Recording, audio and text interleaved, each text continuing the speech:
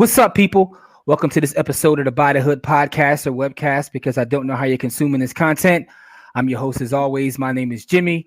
And as we start off every show, that's with gratitude. Just want to say thank you to anyone who's shown us any sort of support because we appreciate it all. If you are watching this video, please do me a favor. Subscribe to our channel. Hit the like button. Do all the good stuff that helps us fight the algos. If you're listening to this podcast, please leave us a comment. Let us know how you feel about this episode.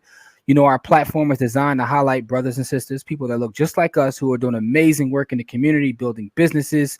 I'm also joined by my partner in crime, Corey. As always, Corey, how are you, sir? Man, every day above ground is a good day. Complaining about life ain't gonna make it get any better. So Right. Hey, You listen, woke up man. this morning. You're doing better than a lot of people, right? Gratitude, All right, cool. No doubt. Listen, this episode, we have a very special guest. Listen, she's doing amazing things, and I'm very glad that we get a chance to talk to her because before I even knew, communicated with her on social media, that is, I knew who she was, although she probably had no idea who I was because of YouTube, right? So, for those who don't know, I spend an exorbitant amount of time on YouTube. I probably watch YouTube more than regular TV. So the characters and people you know from TV are your thing, but I know YouTube personalities probably more so than characters on TV. So I knew who she was. She's doing amazing work. She's building businesses as an investor. She's she goes by the six-figure YouTube earner. Her channel is the Classy Climb channel. We have Ericka Williams joining us. Ericka, how are you? How you guys doing today? Great. Amazing. How you doing? Amazing. Listen, like I was saying, I saw your things on your channel literally years ago, right? And that's the power of YouTube because I found someone, who looks like me who's talking business. So I start watching your videos. And the great thing about YouTube is I've actually seen you grow as a business person, right? Just following your channels. And that's one of the beautiful things about YouTube is being able to see that. Mm-hmm. So first of all, congratulations on everything you have going on. Thank you. I try to do a little new something every day. That's what's up. So tell us a little bit about your background. Where are you from? So the best way to explain it is I am a military kid. Parents both did military. Mom did 26 years. So they got to live in some really cool places. My brother got Germany and all this other stuff overseas. But by the time we were born, we got Alaska, which was amazing and beautiful place. A little bit of Alabama, Maryland, but mostly North Carolina. So I've just learned to talk to people, make new friends, and adjust to change a lot. Okay, interesting. So did you attend college at all? I did. I went to East Carolina University. Go Pirates. We were a party school. We were on the Playboy Bunny list for the 18th, number 18 highest party school. And, also on Playboy Bunny list that year, first year I went, they were like, hey, it's 8 girls to 1 guy. So I'm laughing about it. Oh, that's funny. They put that in the article. The next year, literally fall, it became 5 guys to 1 girl. So many people, it was so crazy because you can tell the power of media. Mm-hmm. Dudes were really oh, that's where I'm gonna go. I'm gonna go to that school. And that's crazy. It was imagine being in class one year as a freshman and it's a big classroom of 200. It's 150 girls, 50 guys. You go to class next year, it's 100 guys, 100 girls. So it was a culture shock, right? It was oh my gosh, you could do anything, That's so crazy. That's a little crazy. bit of silliness there, but yeah, Playboy Bunny used to be very powerful. What was your major in college? Oh my goodness, my major was sociology and business, and the more I got into business, I had a professor, I cannot remember his name, but he was hey, go to my next class and I'm gonna teach y'all about stocks. I'm gonna teach y'all how to trade. I'm gonna teach y'all all this stuff because they don't tell me what to do in the next class. So I sign up, right? And this was a way for him to fill up his other class, but I sign up and he teaches us how to trade stocks. Well, I get, and again, this is context. I was working in a financial aid office. I was getting 10 racks every semester. And in East Carolina at the time, school was 1,000. And so I was getting 10 grand every semester. I'm getting 5 grand in the summer, free money. Because my mom was in Iraq and tribal money. So anyway, so I'm getting all this money and I put 2 grand in penny stocks and it came out to 8 grand. And I'm and then of course I lose 4 grand 2 weeks later. But his class was amazing because I remember there were some girls in there who were from the other side of their tracks, from close to where I was from. And I'm all like, oh, I ain't talking to them. You know, they from the bad side of town. Those two girls end up learning from his class, went and bought a duplex together. Right? Because their problem was they were getting refund checks, but their parents were poor and wanted the money. So they wouldn't tell them about the money. And they went and bought a duplex. They saved up their refund checks, put them together, and bought a duplex. And I remember thinking, man, that was smart. I didn't did nothing but bought a Mitsubishi Lancer and go on vacations every 2 days. You know? And sitting there telling people, and just imagine you in the student loan office telling people how they need to be responsible. It's like, yeah, and you just running them up. You just running man, them up. I had a Mitsubishi Lancer. I crashed that thing. I bought another car. I mean, people were like, "Girl, you got money." I'm like, girl, you got a little money, You had them old college stimulus checks. Whole stimulus. I mean, and for free. It was like, that's why I keep trying to tell people, I'm like, I didn't leave with that. Like, I left for the free 99 because there was just so many scholarships that people never apply for. They're just sitting there, and the family, you apply for it. The family's so grateful that you apply for their grandma's scholarship they put away for, that they'll give it to you. They'll be like, thank you for applying, and you're like, okay, I wonder if it's still like that. I know there's the app. Oh, it's still like that. It is like that. It's called the index. You can go to any college and you can go to any financial aid office and ask for the index. And, some schools may call it something different, but it's basically the index. And you'll see like hundreds, if not thousands of scholarships that, people, they made a little money. They want to give back to their alma mater. Right. So here's $1,000 for the semester. And then it just sits there because no kids apply for it. I remember that happens all the time. I remember I was in school and a guy told me he had a scholarship. He actually what's the guy's name? I think his name was like Matthew Lesko or something. He used to come on TV with the suit with the question marks, and he would have this big book. And it was a guy who told me he got the book when I was in college, and he said that he had a scholarship for people that wear glasses. And I thought he was lying until he showed me, and I was like, "It's a real thing." So, it's to your point that there's a lot of money out there that people just aren't taking on a year-to-year basis because they don't apply for it. It's just there, and it's not the school's job to promote it.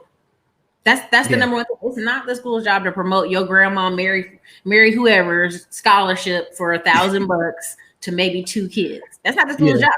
So usually the family, when you initiate things like that, you send like 10, 20 grand for the next couple of years for the scholarship. So all of a sudden you got 20 grand that's been sitting there for 2-3 years. Ain't nobody used it. You apply, and it may not even be the major they wanted, but they're just so grateful a kid applied for it that they usually just approve it, stamp approve it. Oh man, that's a gem right there. That's a gem right there. So for those out there who are looking for college, make sure you look at all these different grants and programs that are out there, as opposed to this like applying for student loans right off the bat. Go straight to your student loan office and ask for the index. Even go on the website. Sometimes on their websites now they have them where it's just the index. It's every single scholarship available at the college. Don't let them tell you which ones they want you to look at. Like, tell them you want everything that's ever been endowed to the college, and you can get access to it. That's dope. Yeah, that's game right there. So when you finished with school, what was the first thing you did? Like, I know of what you do now, but what was your first transition right after college?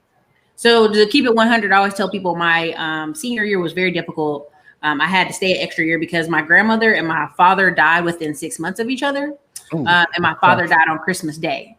Ooh. And so like I failed a semester and I got a little inheritance, and then I just acted a fool for about 4 years after that. And I was just like, my family was like, hey, just go in the Air Force. Because if you don't know, our family's a very like traditional, everybody serves. It's just the thing we do. 3-4 years, we get out and get GI Bill. And I just wouldn't do it. I was volunteering with the Red Cross. I'm going over here. I'm serving United Way. And eventually I was like working with campaigns in the state of North Carolina. But what I ended up finally doing as the money started dwindling down, I was like, okay, let's get serious.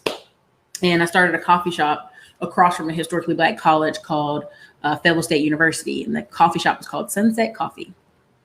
Okay. So you went right into business with a coffee shop.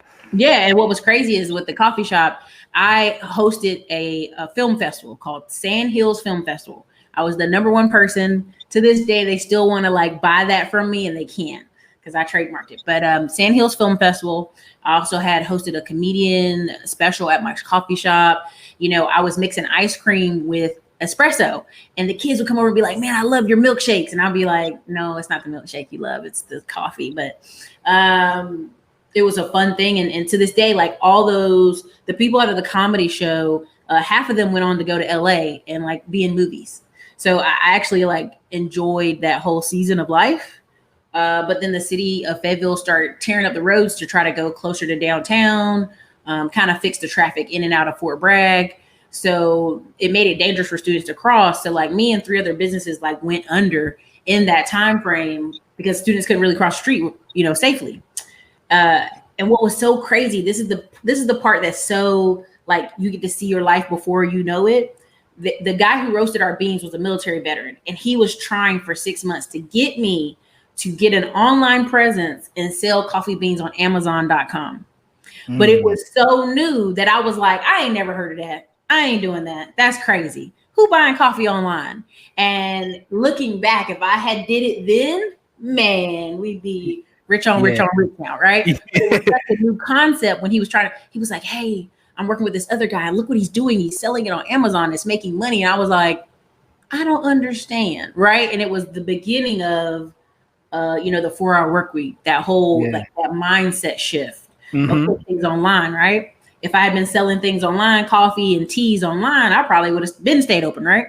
And just had income from the online brand. But, hindsight 2020, but it was the beginning of like, this is the switch of online purchasing. Yeah. And you had a brick and mortar. And one of the things I recognize is people who had brick and mortars, it's also a lot more difficult to get them to do it because they already have the brick and mortar. You mentioned something though. You said you trademarked that, right? You trademarked the name of the festival. Is that what you're talking about? Film festival. Mm-hmm. Okay. So what made all right? So I want to go back to that. The reason why is because you have the Pinehurst area, and we sometimes call it the Sand Hills. And at the time, it was like several older people had tried to ask me about it, and that's when I was like, oh, it must be valuable to you. So I'm gonna go over here and trademark it, right? And so even to this day, I think I got like an email maybe 2 years ago where somebody asked me could they use it, could they buy it from me for like 10 grand? I was like, no, just because, I'm gonna hold on to it for a long time, but I don't plan on suing anybody or doing anything crazy, but I just wanted to make it known like, hey, you can actually, put your mark on something and it's yours forever. Because people sometimes forget about history. They forget that somebody else started that ideal or started that concept. Yeah, that's interesting. That's interesting that you trademarked that. So that's powerful. How did you actually, so you talked about not moving right to Amazon when it was approached to you, but how did you get on YouTube so early? Because you can go back on your channel and you have years and years of content. You've been, and it's also, I'm gonna tell you why it's inspirational too, right? So I look at your videos now and you get thousands of views on your video, right? But you can actually go back and see the growth, and like I was telling you earlier, in your business, but also your channel. Yeah, I still got videos with 50 views on them. I don't take them down because it's important for you to see the. Yeah, absolutely. So even with our platform, we do amazing numbers on Apple, right? So I tell people looking at our analytics, like 92% of our listens come from Apple. Apple was just for whatever reason that's picked up for us. But me and Corey this past year said, well, let's work on our YouTube channel because we have all this content. We don't really use YouTube. So now we're trying to build that YouTube channel out. And I say that to say, like, it was inspiring looking at your channel to see how you took it and you just kept at it. Yeah. What gave you that stick-to-itiveness, for lack of a better term, to just keep going with your YouTube channel? Right. Well, one, I thank my father. He was stubborn and I have that stubbornness. Two, I flipped a coin so I was supposed to get married in North Carolina. And when the whole coffee shop thing closed, some other stuff was going on. And then, people, you're like, oh no, this ain't gonna work. So I flipped the coin. I said, I'm gonna go to Nashville, Tennessee or Austin, Texas. And when I flipped that coin, because every time you move, you gain something new. You gain new experiences, new insight, new something. And I'll go into a quote in a second. And so when I flipped it, I was like, Austin, Texas. And I got down here, and within the first 90 days, just so many things were just like boom, boom, boom, boom, boom happening for me that I was like, I'm gonna start documenting it. And I'm gonna show how I'm gonna go back to business ownership at some point. Like I didn't know when, but I was like, oh, this job thing ain't for me. Like I tried to get back in the matrix and I was like, oh, and every job I'd be at, I'd try to like improve things or make things faster. And they'd be like, no, just do them how we want you to do them. And it was like, okay, like I just knew I wasn't going to stay in a job for long. Like I couldn't breathe. I'd be like, this is so dumb. Y'all don't want to improve your situation. You know what I mean? And so I talk about that because I was going to give this little sci-fi quote is the movie Dune. Now, I don't mean none of the remakes and not the new one coming. I'm talking about the classic 1984. 1984 is the best year, right? And the guy is talking to his father. And he's like, Father, like, why are we moving? You know, like, this is a good deal we have here. And he's like, son, when you don't move and you don't change, something inside us sleeps. And the sleeper must awaken, right? And so the son is 17 in the movie. He's like, okay, whatever. Well, of course, a bunch of stuff happens. And then, you know, he has this, you know, hero journey, of course. And he goes, Father, the sleeper has awakened, right? And it's because it's like something in him did awaken when they moved and they fought and they went through challenges. And every time I've moved, something in me has awakened or connect with new people, new environments. And I needed to document it, right? Okay. I needed to document it not just for me, but for other people. So I have like a bunch of motivational videos and people are like, oh, I remember when you did motivational stuff. And I'm like, I did that for me. I ain't did that for you. I did that for me to kind of encourage myself on the journey. So. Okay. So that's how, and you just stuck with it. And what was it, or should I ask you this way? What tips do you have to someone who's just starting a channel out right now? Well, like what would you say is the biggest thing you had to learn in terms of YouTube? Well, so here's the thing about YouTube. The algorithm, or what I call Skynet, is ever changing and you should pay attention to it, right? Well, first of all, we've already had the first generation of YouTubers kind of go sit down. You've had plenty of people make their millions, been on YouTube 10 plus years, and they don't went and sat down. They done had kids, they done closed out channels. And so now you're kind of in the second generation. And what I tell people is like my channel, I've done everything wrong on my channel, but I still make money every single day because I've set it up like a business. I treat it like a business and I get paid like a business. So if you were to start YouTube today, and if you're one of those people who want to join my class, I'm going to tell you go super niche, but you're still going to need to treat it like a business. See, a lot of people, the days of you just being cute and hopping in front of the camera and you're going to make all this YouTube AdSense money, that's over. That's been over, right? You know,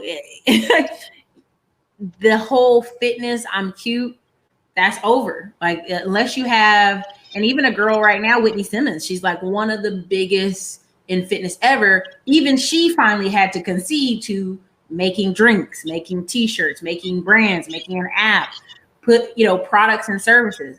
Me just looking at you because you're cute is not going to do anything for us. If you don't have any products to sell, if you don't have an email list, you don't have a business. You have every third-party platform eventually performs the same. Those are their customers. Those are YouTube's watchers, not yours. If someone's not on my email list, then they're not my client, right? Yep. If they haven't bought anything from me, they're just a watcher. If they haven't super chatted or donated to the channel or purchased something, that's not my client. That's not my client. So I've done over 6,000 paid phone consultations over the past 5 years. And I assure you, the power is not in people watching you and hitting the like button. But again, I digress. But that's what I would recommend. If you're going to start a channel, be very niche. If you want to change what you're doing, like let's say you're all about credit and you want to start talking about something different, start a whole nother channel. Because you lose people along the way, right? Just like these fitness girls, when they get married and have a baby and start talking about Christian stuff, like a huge segment of their channel drops. A lot of them were just there to look at a cute half-dressed girl, right? Yeah. So again, you can even watch people now on YouTube transition. Like I can tell you from just years of marketing, I'll watch somebody, they'll be a fitness person, they'll get married, then they'll become a Christian person, right? And devotionals and marketing that stuff. And then they'll become a mommy blogger. And then now their whole channel is about family. But you watch them when they were on fitness. Yeah. Okay. Right. So you'll watch some guy, I mean, Levine, I'm not knocking him, but I'm gonna tell him, He had a whole channel like never marry women. Women are bad. Women are doing this to you. Met an Asian woman, half Asian woman, fell in love with her, started having kids, and now has a family channel that makes millions of dollars.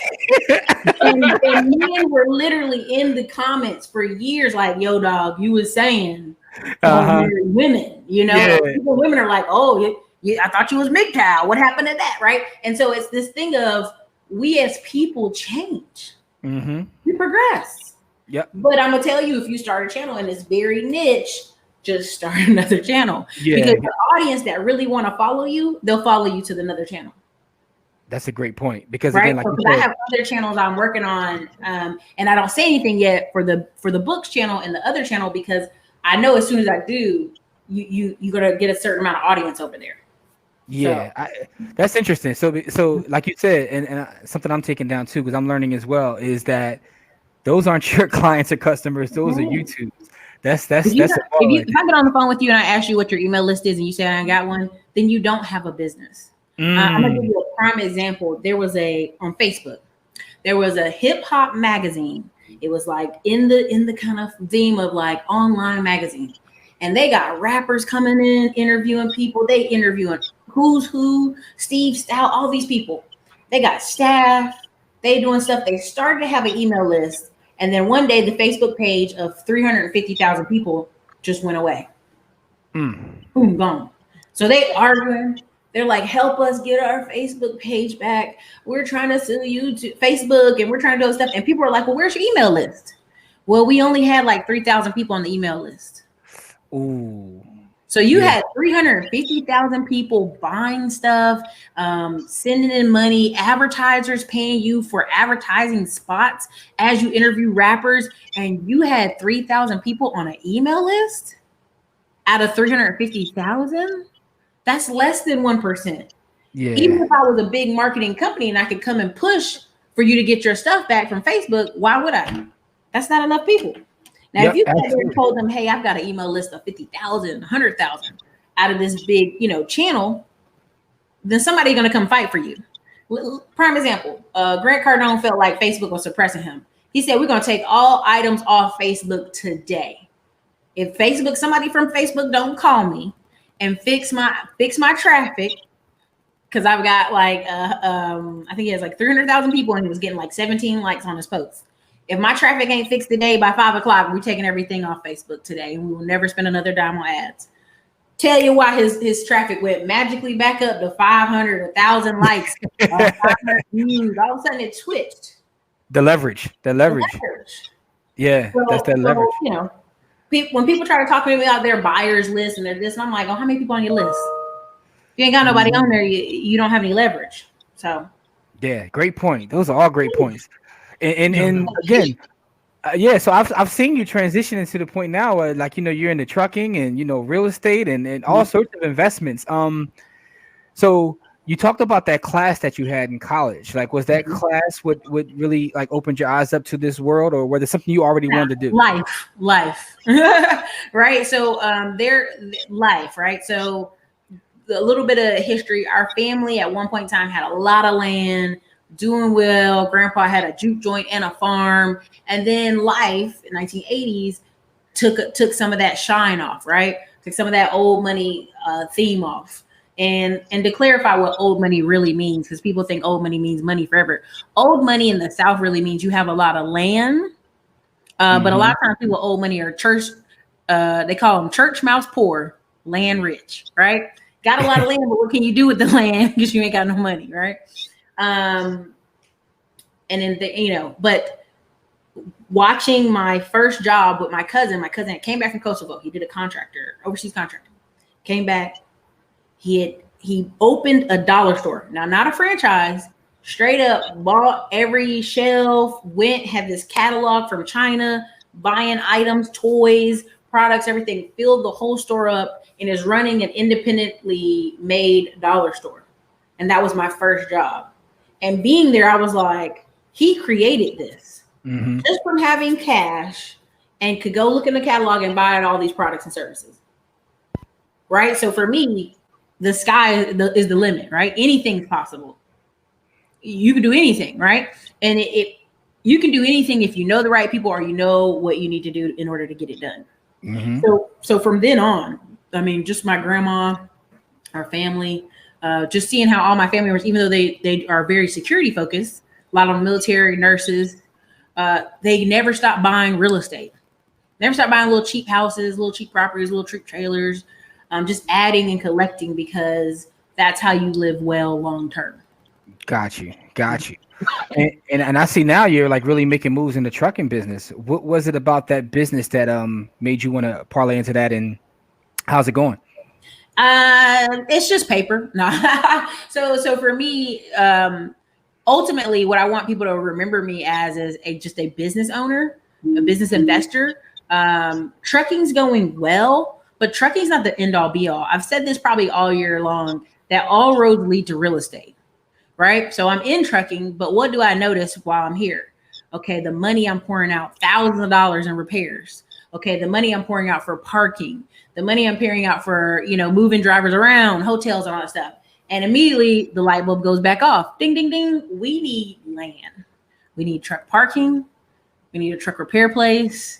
And we need a hotel. Well, I had one of my YouTubers that watches my channel. They for a year talked me up to some owners and was like, hey, I know this girl who wants to buy this place. He didn't tell me nothing. I mean, I literally met him this year in January. He was like, yeah, here's this place. I get there, they shake my hand like, so you the new owner? I'm like, what? And so I tell people it's really good to have people speak highly of you, right? Mm-hmm. Yep. And so this is I call it Texas Ground Zero. It's 18 acres. It's 15 acres in the back. Out of the 15 acres in the back, we're going to have 344 truck parking spots. We're going to have 3 or 4 food trucks in the front. The truck repair shop is one of the owners is probably going to stay on longer than the other and help us transition that business to be more productive. Because if you got 344 trucks parking at any given time, 10% of those people are going to want some kind of service, right? Mm-hmm. So it'll keep the actual shop busy. We'll also have, tires and truck wash and a healthy little food spot and, Western Union inside. If you need a Western Union money and Wi-Fi all over the place, laundromat facilities. And the reason I'm doing that and getting a really good deal at owner financing rates, which is great. The reason I'm doing that is because I realized, okay, I'm paying $140 for parking and there's no parking anywhere. Mm-hmm. And you're talking about 10 plus trucks getting $140 per truck. And I'm just doing the math on that every month, adding that up. Okay, then I'm talking about repairs. On average, a truck repairs $1,000 to $5,000 every time you go through that bad boy. Mm-hmm. And I was just doing the math. That all roads lead to real estate, right? Even trailer rental, right? Having the trailer that carries the cargo is a business all in itself, right? So some of the government contracts that I was trying to acquire, they were like, do you have 10 to 15 trailers that you can leave at this facility and you just keep rotating and picking them up? And I'm like, no, I don't have that many. Mm-hmm. All roads lead to real estate. You need land to park the excess trailers. You need land to park your trucks. You need land to do many things. And so I'm hoping in this transition, people will notice what I'm doing and I'll be very vocal about it, because the second 3PL we worked with stole $60,000 from us. Oh, yeah. So you're talking about me taking a hit last year on that, then me getting this year and doing authority, having to replace 4 truck engines all around the same time. And so I have plenty of thoughts on trucking, but again, it's just a business that gets you to your ultimate business. Does that make sense? Yeah, absolutely. You do. I like that. All roads lead to real estate.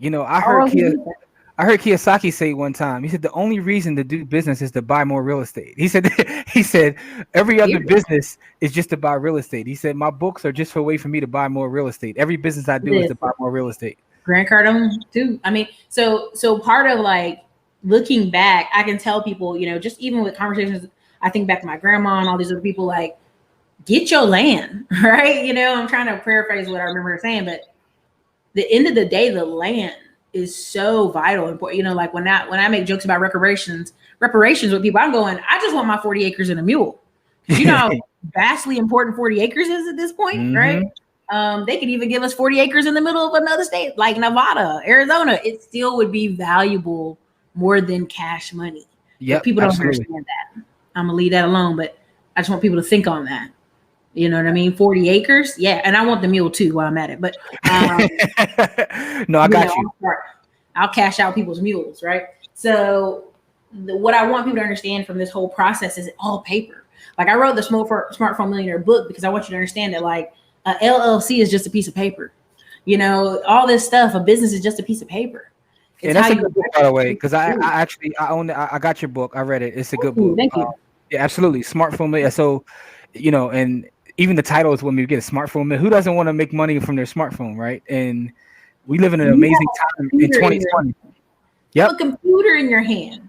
Half the time people out here on this phone looking at just mess, all day mess. And so, you know, like you got to think about it. We got kids on these phones creating apps, recording TikToks, going viral and all kind of stuff. But that's just it. They have a whole computer in their hand and they don't know. And that's why mindset is also so important, right? Yeah. I think your parents are your first teacher and school is just supplement. School's just the additive. And people don't understand that. Like school's just the additive. Half the people that, if you look at school now, people remember half of what they heard. They weren't even actively listening. Yep. So what do you actively listen to and study every day? Your parents, your family, your environment. You study those things. Yep, absolutely. I know that firsthand because I have a 2-year-old. So like I know exactly how that goes because all my 2-year-old does is say and do exactly what my older 2 kids do and then repeats all the curse words that I say when they do. So I know exactly. You have so much passion when you say your cuss word. They're like, I need to know that word. Yeah, when I cuss at the older 2. Yeah, when I cuss at the older 2, the youngest one, he walking around saying it, you know, to his little saying it to them too. Yeah, he's saying it to his 2-year-old friends. Like, shut the hell up. No, but I know your statement rings true because I'm watching it, I'm living it, so I know your statement is absolute facts. Yeah, that's all great. Watching my mother every so she military paid, right? They get 1st and the 15th. I'd see her sit down with this green accounting notebook. I mean, it's like I can see it right now with my eyes closed. And she would open it up, write out this is how much I'm getting deposited to my bank from the government. This is how much my bills are. This is when they're due, and just dot to a T. And so I remember living in this neighborhood, which we still live there, and we had a house on a lake, you know, 3-bedroom, 3 bathrooms, 2-car garage, you know, lake, big yard, huge. And neighbors were like, how that divorced woman living over here? She must be getting alimony. She must be getting all this other stuff. And my mom would say, if 2 adults in their house can't figure out how to live over here, then that's not my problem, right? Yeah. People count my pockets, right? But what made me realize that is they weren't disciplined. They're trying to figure out how one person could make it over here. And it's just the fact that their money wasn't put together. They weren't writing it down. Even now, when I get stressed about something, even if I have a bunch of bills coming, I'll just stop and I'll write them all down and look at it and go, oh, okay, well, that's not too bad. But it's from that imprint of watching my mother every 1st and the 15th, like clockwork. It's something that's amazing, right? So even myself personally, like I have to write things down because sometimes even if you're stressed out about it, like it could be a bill, whatever it may be, when you write it down, it's something about it makes you feel better. Like just to be able to look at it. Whatever that is, like when you're trying to plan something out, whatever it is, you have to write things down. Writing down your goals is powerful. At the beginning of the year, every time I write down my goals, or every time I have a new goal and I write it down, it does something for me just being able to write it down. So I think that's another great gem about just writing things down. So now you have all these businesses, and you know, and I like what you said too. It's all paper. So all these businesses are nothing. It's just paper, right? And I think that's interesting. But the future of your business, are there other things that you're looking to get into, or just do more of what you're already doing? What's the future look like for what you got going on? So 100%. what I tell people is I do a lot of this, but I do have plans to exit. Right. I'm going to get me my modern little farmhouse out here. I'm going to get me these babies. I'm getting married. I'm going to wrap that up. Right. And live well. Right. Live well. Most of what my goals are at this point is getting this project done and getting a hotel out there. Probably getting a certain number of properties in Cleveland, Detroit, and the Carolinas for my personal, right? And Nashville, Tennessee. There's a number I have in my head, but we'll see how it fleshes out over the next 5 years. Because I tell people, if you just buy one house a year for the next 10 years and you look around, you're doing better than 95% of everybody you know. Yeah. Yep. Just one house. I'm not even talking about extravagant, multiple, hundreds of houses. I'm just talking about one house a year. Absolutely. That's why the first one is the most important one. Like, and that's another great point that I bring up all the time. You don't need 1,000 doors, right? I've seen people live amazing lives with just 5 properties. But the fact is they have those 5 properties and, they work them. So it doesn't take a lot. It doesn't take a lot. And it all depends upon, again, what you said earlier was your discipline. Because if you're disciplined, you can do anything. Yeah. I mean, and the reason I say one house a year is like you as a person are going to change over 10 years. So your income, your needs, your wants adjust. And the funniest thing I used to see as a real estate agent and like talking to friends, they have these couples who are like 40s, kids about to get out the house and go to college. And they're like buying this massive house because they're like our kids and our future. And they're like, but in 2-3 years, these kids are going to be all gone to college. Why are you buying the most biggest house possible when you got a bunch of 15-year-olds in your house? Right? Because sometimes people are playing catch up. Right? They had that dream and idea when the kids were 2, but they finally got their money now and they're 15 and they want to show the kids that they got that money and they, And, if you look at a lot of studies, basically the number one time frame that people become investors of real estate and business creation are 35 to 55. The average first-time business owner is 44 to 48-year-old white male who's married and his wife works and he starts a low-tech business. Interesting. Okay. And so what happens at 35 to 55? You start getting hit with that real, how much things cost, how much more money, how many more cars do you need? How many more vacations do you need? How many more boats do you need? You start getting real with the numbers of like, oh, my mom and my grandma may need help. My grandparents may need to be taken care of. My kids are going to need future college expenses, right? For people who are like me, millennials, we're starting to have kids on the backside of the 30s, right? We're going on the 30s going down, right? So now the numbers are different. The numbers are different, right? 55 right now, if you're a Gen X, is anybody who's 40 to 59 years old. God bless you. Anybody who's Gen X, I pray for you because y'all ain't got it easy, okay? Especially in this economy and the fact that you're taking care of baby boomers. And then you might have some millennials moving back in your house after college. Everybody 23 to 39. Yep. So you're really a squeeze generation if you're Gen X. And I'm like, God bless you. Right.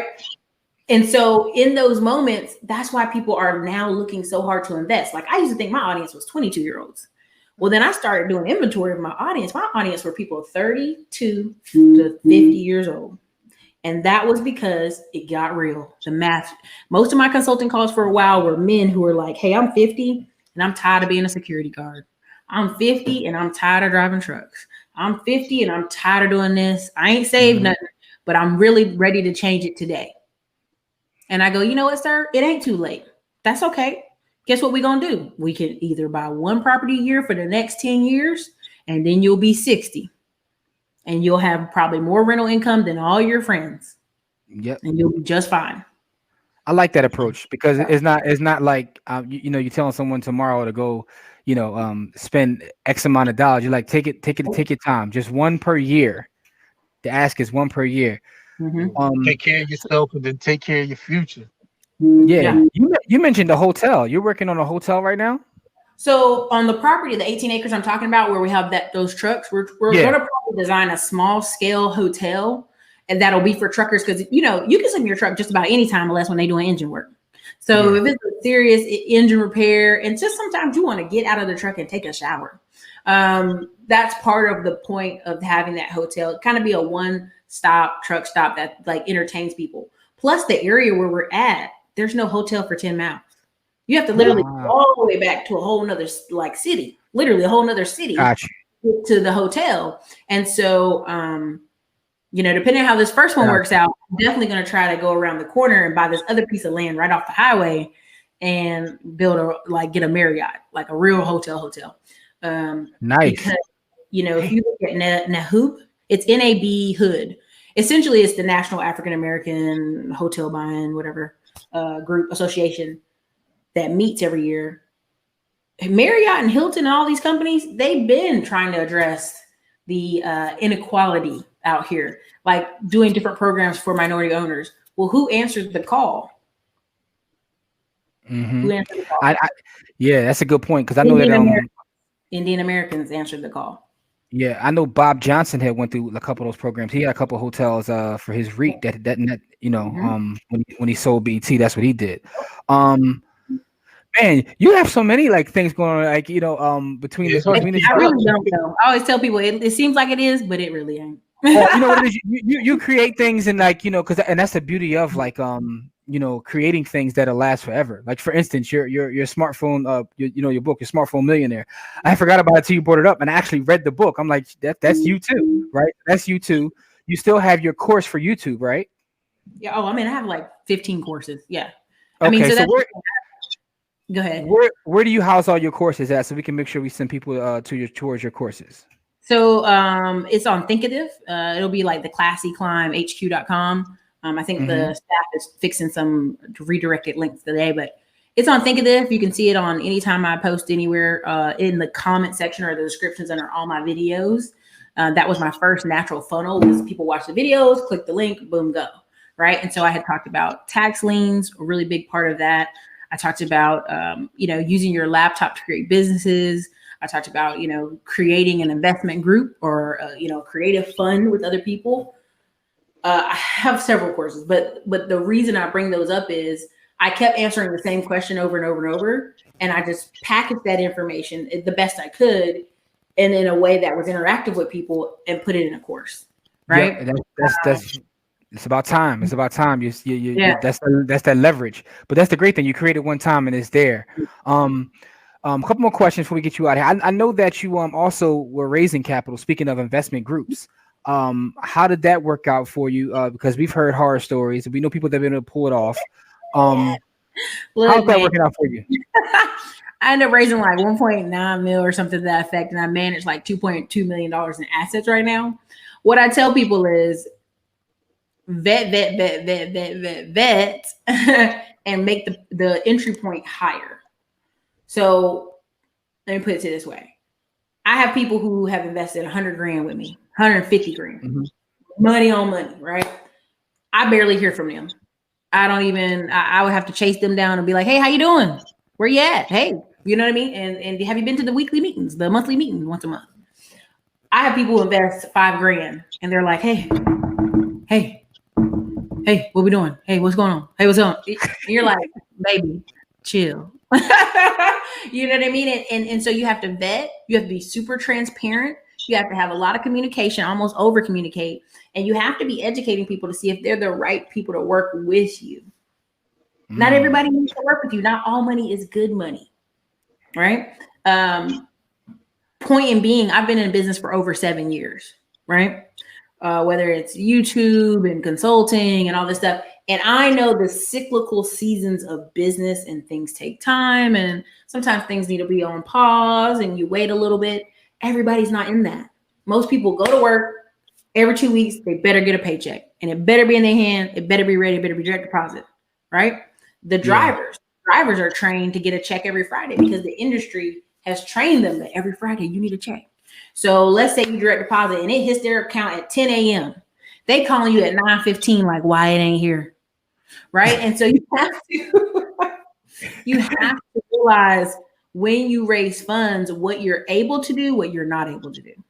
And you have to be very, very, very clear of realistic expectations, right? Because the problem is people see these numbers, man, they see these numbers and they think, oh my God, they're making so much money in trucking. But the more I got into trucking, the more I started talking to people, really understanding how these businesses run. The businesses run off credit, a lot of them, right? Okay. A lot of times these businesses would, if they got 2 or 3 or 4 trucks running, banks are throwing money at you because deposits are just coming every single day. And those people do what? They in turn buy land, buy parking, buy all this other stuff, right? Got you. With the trucking business. So that's why I keep telling y'all all roads lead to real estate, because the more big heavy hitters I kept meeting in trucking, you know, their family would be in trucking for 50 years and you'd go, wow, well, how's trucking been? Oh, trucking's been crappy. But we take all the money we make out of it and invest in land over here. Yeah, I got you. Trailers and we rent them out to people, or we own a bunch of trucks and we rent them out to people. Do you follow where I'm going with this? Yep. I totally get you, because I talked to like Pocky from Hood Estates, and he was saying that that's what they do with their money from trucking. They use it to buy real estate. You know what I mean? They use it to buy real estate. So that makes perfect sense. That makes perfect sense. So I always want people to have that transparency as they watch me and they watch this experience. And I'll do a big in-depth, some kind of video, maybe next year or something like that. Kind of give my 2-year review, because businesses aren't in a snapshot of like, oh, well, 1 month it didn't do great, so I'm quitting. That's not really how that works. But people don't understand that unless you educate them and train them. I'll show people, hey, my digital side of my business, you know, for 3 months this year, I had a struggle with 3 different businesses. 3 of my businesses were like in a struggle mode. The money I made from YouTube came over and rescued all 3 of those businesses. Nice. I had to loan money from one company to the other. So when I tell people like the power of YouTube, and prime example, if you see a video with 1,000 views, that person's in the top 10 of YouTube. Now, immediately you're like, what? 90% of all videos on the whole YouTube platform get less than 1,000 views. So if you get 1,001 views on your video, you are in the top 10% of YouTube. That's interesting. So when people be comparing their videos to somebody like a Graham Stephan or someone who the algorithm is clearly pushing, because that does happen, that has millions of views, like, oh my God, he has millions of views. Ty Lopez on his non-ad boosted videos only has like 100,000 views. Think about that. Ty Lopez, that was everywhere. His videos that have no ad spin on them have 75,000 to 100,000 views. So beating yourself up for having 3,000 or 4,000 views is crazy, and it's disrespectful to your audience. That's true too. Listen, you giving us so many gems. Like I'm actually learning from you as we speak, right? So one thing you said that and I'm gonna hold this with me, is about like when you raise capital to raise the amount, right? That sticks with me because I just read an article this week. I was telling Corey about this like yesterday. It was talking about Warren Buffett, and it talks about his A shares of Berkshire. And one of the reasons that he never wants to do a split and keep the share price as high as possible is because the level of investor it attracts. So with his A shares, he's able to kind of communicate and have a certain relationship, because everybody's not shilling out $300,000 for one share of a company. So that kind of reminded me of that when you said, make that price a little higher. Make that price a little higher. I'll put it to you this way. I'm in 8 other investment clubs, and one's an apartment investment club, and you can't invest for less than 50K. You can't. Okay. Now here's the thing. You don't get your first payout for one of the investments they have for 6 months, 9 months. Imagine someone giving somebody 50K and know they ain't gonna get a payout for 6 months to 9 months. Some people would lose their mind. That's not the right. So another example, I invested in cacao, which is chocolate, in Belize, and I invested in coffee in Panama. You don't get money back for 5 years till they harvest, and the other one for 3 years till they harvest. People hear that and go, oh, I'm not doing that. Yeah, I know, which is funny, because you hear a lot of times when people who have got in like before a company goes public, and everyone says like, I want to be able to do that, and then I tell them that they had that money tied up sometimes for a decade. Sometimes for a decade. That money's 5 years. Yeah, like so I get your point. That's amazing. Can you tie $3 million up for 5 years? Yeah. Yeah, so that's amazing. Listen. Another thing I tell people is everybody wants to get on a jet stream that's already rolling, a train that's already going. They want to get on that train. But if you ever talk to people about starting businesses, they give up so quickly. They're like, oh, I can't do it. Oh, that's too much.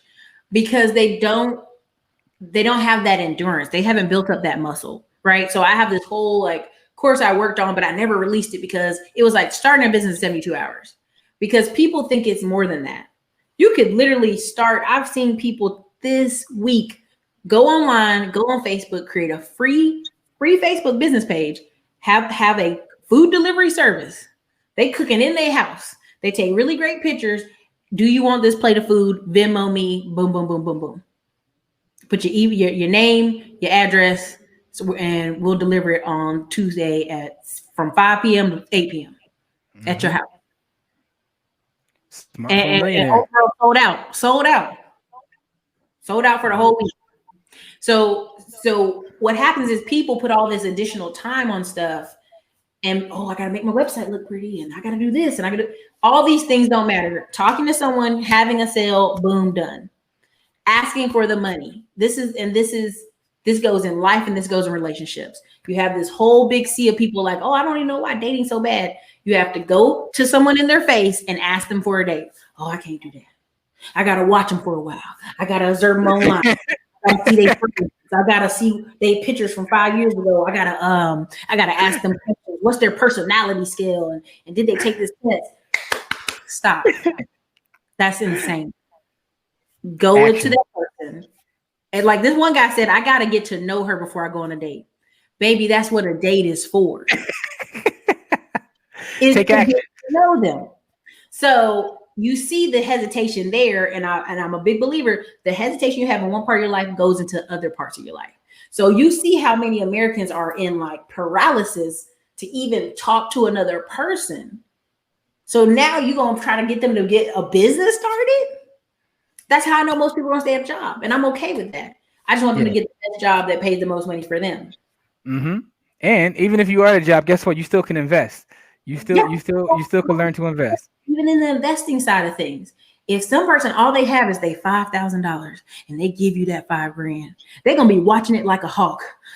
I need this $5,000 to make miracles. Like people keep thinking they're gonna take $5,000 and flip it to 100,000. It's like I don't know why, but even in our community, I feel like it's turned up on 100. Like trust me, there's lots of white kids who act the same way and think they're gonna flip money and stuff. But in our community, it's like I'm going to take $1,000 and I'm going to make a meal with it. You're like, babe, what are you? Yeah. Stop. Like it's investing habit. It's a habit. Just like when you go every Friday, eat pizza, it's a habit. When you go to the gym twice a week, it's a habit. All these things are habits, and so is investing. So if you do one Hail Mary investment, you're going to go crazy looking at it like, why isn't it making me more money? Why isn't it doing more? Why? I went to lunch the other day with somebody who has 17 businesses. Now, if you hear these people on the street is, y'all doing too much. You're doing too much. This man has 17 businesses. He is on systems, and people work those businesses, and they just let him know the P&L at the end of the day. That's it. P&L at the end of the month. He ain't over there. He ain't making phone calls. He ain't running the place. He has people in place that do it. And what it does is what it does. Because he has actual businesses. See, people that are entrepreneurs think they're business people. They're not business people. They have a job, but they created their own job. They're not actual business people. Cash flow quadrant. That's the cash flow quadrant. That's the better business. Mm-hmm. Systems are the business that if you don't have systems, you're not a business owner. You're an entrepreneur, and no matter how much money you're making, you might be the greatest entrepreneur in the world. You're still trading time for money. And your man who has 17 businesses understands that. That's why he can have 17 businesses. You said it. You said it all right there.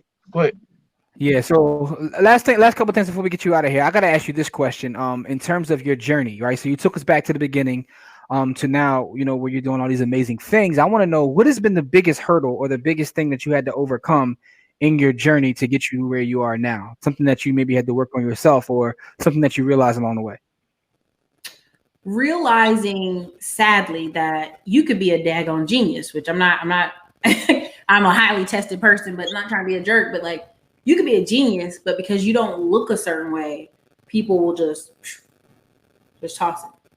They don't even hear you, right? So I remember going to like 20 banks, and I had this bank book. It was a skill that was taught to me by a company out of Memphis. Their family had bought thousands of properties with it, and I was going to bank, and these white men would be like, "Who showed you this? Who showed you this book?" I'm like, "I put it together." "Well, who showed it to you?" Or they go, "Who sent you over here to this bank? Who sent you?" And I would laugh because I go, that's how silly our society is. It has to look a certain way, or we won't touch it, right? Another thing is, when I was doing this trucking this whole past 2 years, I would call places to go pay the bill. I mean, literally pay the bill. And they go, "Hey, we want to speak to your husband. Hey, we want to speak to Eric Williams. Is Mr. Eric Williams there?" And I go, "On the paperwork, can't you see my name is Ericka Williams?" You know what I'm saying? Like, you physically, like, can't you see that's Ericka Williams, right? And even I was working on getting finance from this one truck getting repaired. And this company was like, "Well, do you have any back child support? Do you have any blah, blah, blah?" And I was like, these are extremely code-laden racial word. Like, basically, I'm hearing, you know, if I really want to go there, racist questions being disguised as financial industry questions. That's crazy. And so what I would tell people is, you have to really prepare yourself to be taken aback in some of these conversations with certain industries. And that's how part of me even being there, like, even the conversations I would have with drivers where people didn't have bank accounts, where people didn't have just the basics of life in order. I just realized how far removed I was. Or I just realized, like, classism became more real as I dealt with my businesses, just seeing the things people were doing and saying. You're like, who taught you to act like that? Who taught you to do that? Who's instructing you? I'm for real. Like, I'd be like, I mean, I remember talking with this one white man at a bank, and he was just like, and we were having this conversation, and he was like, "Well, I know, ma'am, you're probably from a family that does way better than those other people." And I was like, wow. Like, he just slid it right on in the conversation like it wasn't even a thing. And I was like, hearing it, but not hearing it. Like, did he just say something? Yeah, listen, I had an out of body. Like, listen, I had an experience with a bank where the guy told me, like, you know, going through everything, like, "Oh man, you know, you're a credit to your race." And I sat there because it didn't hit me right away, because he was trying to give me a compliment. Terrible compliment. But I'm like, he doesn't realize that's not a compliment. What do you do? Like, you know, like, so man, but that's crazy that you know, can I speak to your husband? That's insane. That's insane. That was 2020 or 2019, whatever, but still. Yeah. Or when I got financed for one of my personal trucks, not one in the investment group, but a personal one, the guy was like, well, honey, go ahead and tell me who you buying this for. And I go, "What are you talking about?" He's like, "Who are you buying this truck for? Are you buying it for your boyfriend? Are you buying it for your husband? Who are you buying it for?" And I was like, and this is a bank, y'all. And I'm like, "No." Wow. "Well, you don't have no CDL." I said, "I don't have to have a CDL." "Well, man, most people who buy trucks have CDLs." I said, "Sir, 15% of the industry is owners who don't have CDLs. So what you're telling me is a lie. What you're telling me is discriminatory, because 15% of the industry are just truck owners. You can't tell me, Mr. Old, this old white guy I know who owns a trucking company, he has a CDL. He don't have one. He don't have one." Man, so what you're doing is discriminatory.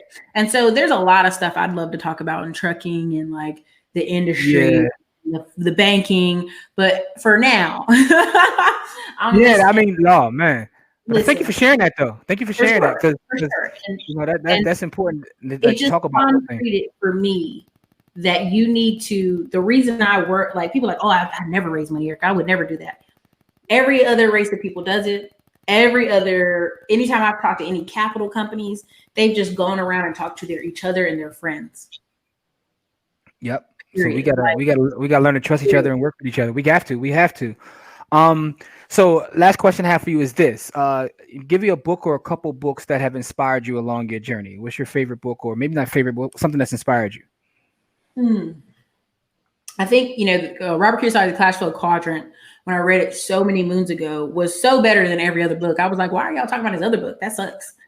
We say that on every episode. Like, listen, everybody loves Rich Dad Poor Dad, but to me, Cash Flow Quadrant. Well, to me, it's because it hit me in a way. Like, I started recognizing things from that book. Like, even what Corey was just saying about the difference between being a business owner and being self-employed. So I agree with you there.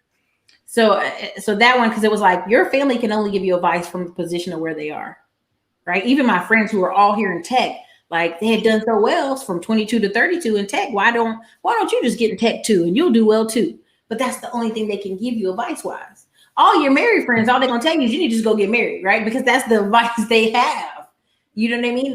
You have to really take an inventory of who's talking to you and where they're talking to you at. Prime example, like what Grant Cardone is telling you, hey, you need to get in apartments and da-da-da. Okay, he's talking from a person who owns apartments, and it benefits him to own apartments. Everybody you talk to under $100,000 loves living in a house. Loves living in a house, want their kids to raise in a house, want the American dream. So you have to realize when someone's giving you advice, you have to take an inventory of where they're speaking to you at and what position, right? And it even goes with what I was saying. Something the biggest hurdle for me was watching men, and this is no knock, I'm not no super feminist or nothing like that, watching men who were underqualified and they were qualified with just their ego, go out, speak, talk, and raise money. Got you. Well. It looked a certain way. Part of like even this year, like I remember this. I was at this event and this woman was raising money, and I'll be honest, the woman was way overweight. She was way overweight, and I wasn't thinking anything about that. But I remember one of the guys at the table at the luncheon I was talking to was like, "Well, she's not even in control of herself. Why would I invest with her?" Wow. So this reinforced people are looking at you. Okay, do they look a certain way? Are they a man? Are they put together? Prime example, I drive and it's for a reason. I'm doing it I'm gonna do a whole video while I'm doing it, but I'm driving this 2017 Ford Fiesta that's paid off for a long time. I've been driving it and people are like, why are you driving this car? Why are you like, they're so like, Ericka, get you a truck, get you this, get you that, get you this. Because in their mind, they cannot reconcile someone who's making all this money driving a reasonable car. Because if I were you and I was making money, I would be driving a Lambo, a slingshot, a muscle car, a Camaro. And that shows you how trained we are in America to buy crap first. Yep. I gotta buy a car first, because if I have the car, I'm successful. I gotta look good with the shirt. I gotta have the abs, because then that shows I'm successful. So you have a lot of people out here who are on the outside dressing up beautifully, dressing in the best, and have nothing going on. Yep. Nothing. Yep. So shout out to the Millionaire Next Door. That was a book that the Millionaire Next Door told you right there that's not how it generally is. Well, so, even when I was delivering pizzas, I was working a job that was making $60,000 a year, and I was delivering pizzas in the afternoon because I was like, oh, I gotta have this extra money so I could go buy a real estate, buy a piece of property. So I'm working, and I'm paying off debt, and I'm working. And I would go deliver pizzas to $1 million houses here in Austin, Texas. And the houses would be huge, and there'd be Toyota Camrys out front. Yep. I'd go over to these raggedy D, I'm talking about 1980s, roaches in the place, old wood raggedy stairs, 1980 apartments, and there's full of BMWs and Mercedes Benzes, and they're ordering pizza, can only tip $2, and like yeah. And so you've seen it. It's not just a book. So you've seen it.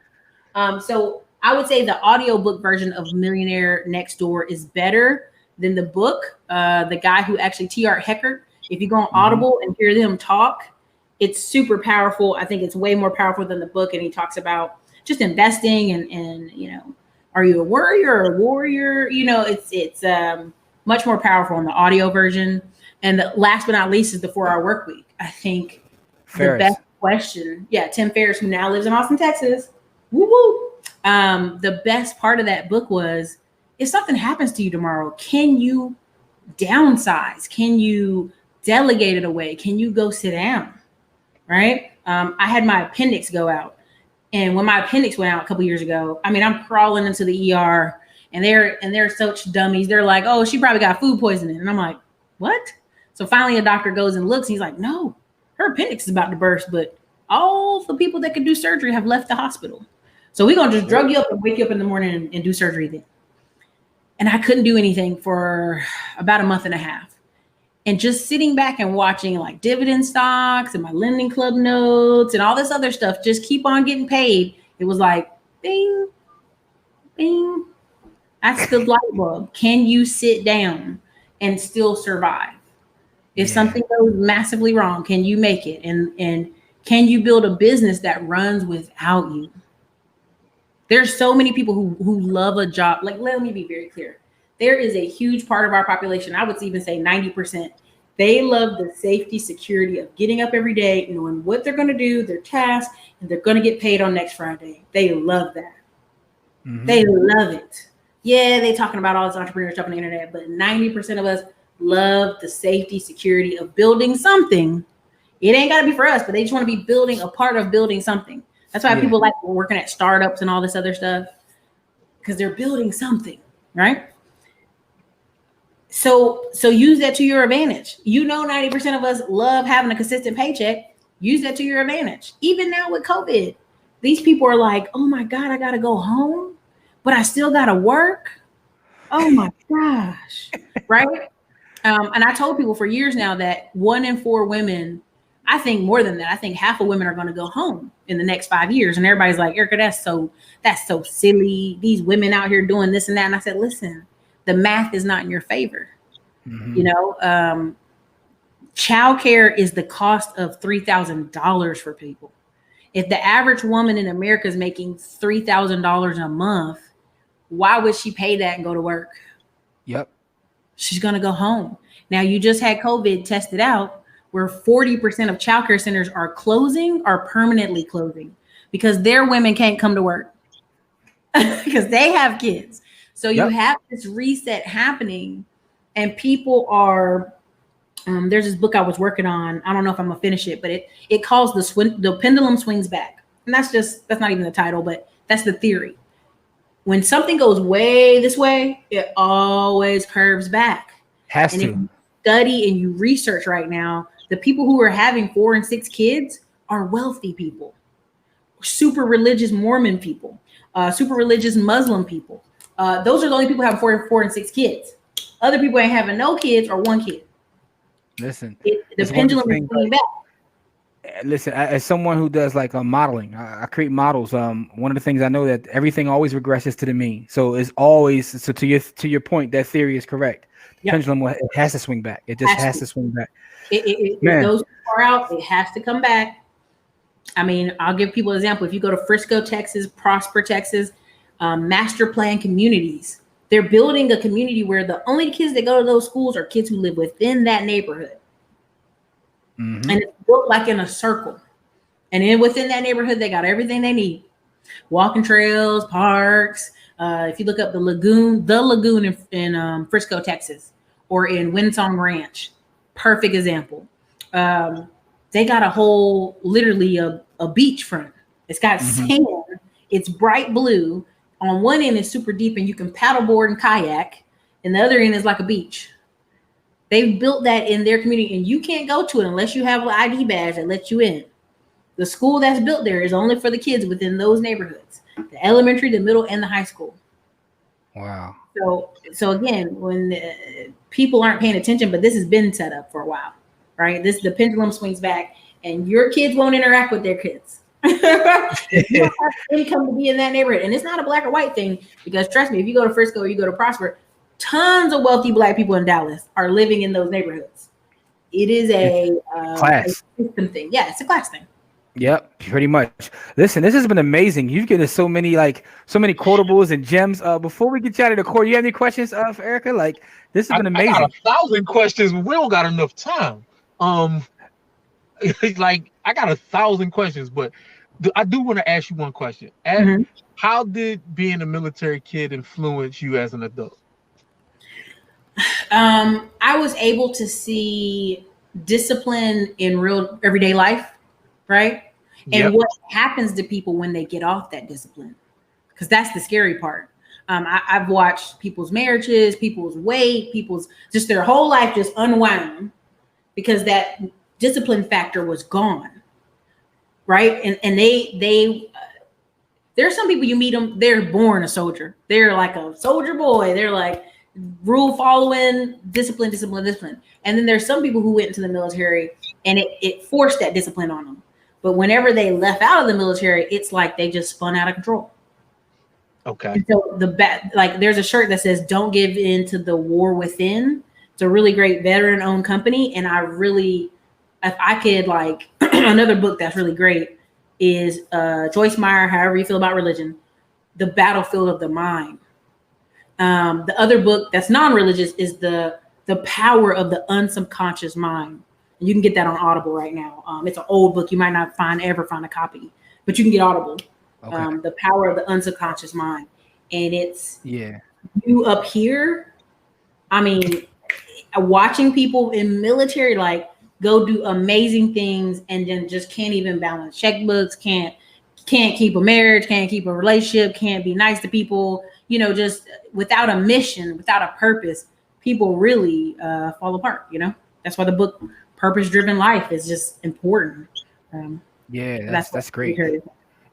And thank you for all those great recommendations, because I've read the Millionaire Next Door, but I don't think I've ever listened to the actual book. I've read it multiple times. I've never listened to it, so I think I'm gonna go check Audible. It's not a book. He's reading. He's in an audio studio audience, and it's like he's doing like a talk through the book. But it's worth to me. It's way better. It is on Audible, you said? It's on Audible. Okay, yeah, I gotta check that out. I definitely haven't heard that one, so I definitely gotta check that out. But Ericka, I just want to say first and foremost, congratulations on everything you got going on. It's amazing to see. It's important to highlight people like you so our audience can see that, we're doing amazing things out in this world, right? And I just want to say, keep up the good work. Thank you. And I will be checking out your courses too, because like I said, we're in the process now of trying to build out our YouTube after we built out our podcast. And thank you to all of our subscribers to our podcast, because we appreciate all the support, the thousands listeners we get every week. We love it and we appreciate it. But now we try and get our YouTube up. So we try and be like Ericka. So yeah, right. We need that extra stream of income. We need that money. So but with that being said, though, I'll make sure I put links to your social, because you're also an amazing follow on social media. I follow your Instagram and watch everything that you got going on. So I'll make sure I put that as well as so I can stop cutting up.